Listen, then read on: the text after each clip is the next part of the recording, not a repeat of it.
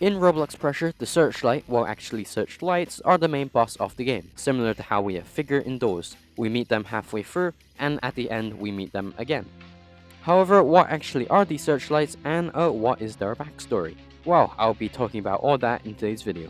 Oh, also enjoy the Searchlights music in the background today, since I thought it'd be quite nice to add, since we are talking about the Searchlights. However, what actually is a Searchlight? Well, their actual name is Votis or Votis Limunaria. I think it's pronounced Votis. I think it's from Latin. I don't actually know. But they're more commonly known as the Searchlights, since I think it's easier to pronounce, of course, and I think it just suits them a lot more. But I will talk about why they're called Votis Luminaria in later on in this video. These searchlights, however, are a species of well-sized organisms which are found exclusively in the Latvan zone. They are speculated to be around 80 million years old, as their skeletal remains can actually be found throughout the trench. Through an autopsy, we can actually also learn that these organisms are related to echinoderms, and this means that they're related to other marine invertebrates such as starfish. I bet you didn't know that one. However, it actually shows how much they've actually evolved over millions of years they've been around for. And I just realized this is kind of turning into a David Attenborough documentary, but I'll try to keep this interesting. Anyways, you may have also noticed in the title and thumbnail of this video, there is no Z class number for them. And by Z class number, I mean the number similar to how Sebastian Solis is referred to as Z13. These are referred to as Z classes, and you notice that the Searchlights don't actually have them, and this is because Urban Shade actually recognizes these Searchlights as wild animals, so they're not actually classified. And the average Votis, as they're called, have 4 eyes located on its stomach, and in between said eyes it has a large gaping mouth with many rows of teeth. On the top front of its body is a heavily armored shell, and on the back is what can only be described as a spike cluster. On its rear, it also has 2 fins and a long tail that it uses for movement and stabilization. It's actually estimated that there are around 350 of these searchlights living around in the Latvan zone, which is actually crazy when you think about it. Imagine a boss fight with 350 of these guys. Would be pretty crazy. But now you know about their features, let's actually talk about why they're called Votis Luminaria. So their name actually refers to their hunting technique, and as I mentioned before, the creature has 4 eyes, and these 4 eyes have bright beams of light illuminating from them, and they use these beams to scour the sea floor. Essentially, they're just looking for food. And once they do find a prey or food, and once they do spot them with one of these eyes, then a harpoon will shoot out of their mouth, and it will impale the prey. Of course, as we can actually see from the death screen, it pulls them right into its jaw. You can actually see this happening in the cutscene when you first meet the Searchlight at the halfway point of the game. There is a small cutscene where, some guy is just being eaten alive. I'm sure many people have seen that bit over and over again. Too bad for that guy. I think we should name him. Give him a name in the comments.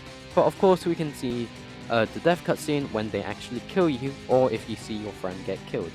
But I mean, that isn't very pleasant. Now, while doing studies of the creature, when experimenting with hostile sea creatures, and when trying to get them to attack the Searchlight, they usually try and go for the shell first. However, it is actually hard to penetrate the shell because, as I mentioned before, there is spikes on the back, and it just makes it really hard. So these hostile sea creatures would then try to attack from the underside, where there isn't a shell. However, of course, there is the harpoon at the end, which will just impale them, and it actually makes the Searchlights a very, very strong character, or entity, I guess. In the document, it says that if you ever encounter the creature, all you really need to do is try to get above it, or just try to stay away from somewhere it just can't see you. Like, even hiding under any things you can find can help. As long as you aren't detected by the light, you should be good. Sometimes when you are killed by them though, in the death screen, Sebastian will suggest you to swim behind it, since the Searchlights can actually do a 180 really fast. It's kinda similar to how cargo ships can actually just turn 180 straight away. It takes a while for them to kinda like turn the wheel, and they have to like spin around, and it's just very tedious. And I think it's pretty much the same for these Searchlights. However though, I've talked a lot about the lore of these Searchlights, but let's talk about what we see in the game. Now, there is actually a small chance you don't get the first Searchlight encounter in the game. However, when you do, you need to repair a certain number of generators before you can progress. The number of generators does actually depend on the number of players currently alive in your lobby. There is only one searchlight though, but as you fix more, the searchlight then becomes faster and faster, but it's still relatively easy to get by. On the other hand though, the final encounter is always guaranteed in every game. After you do get the crystal, then you need to fix at least 7 cables.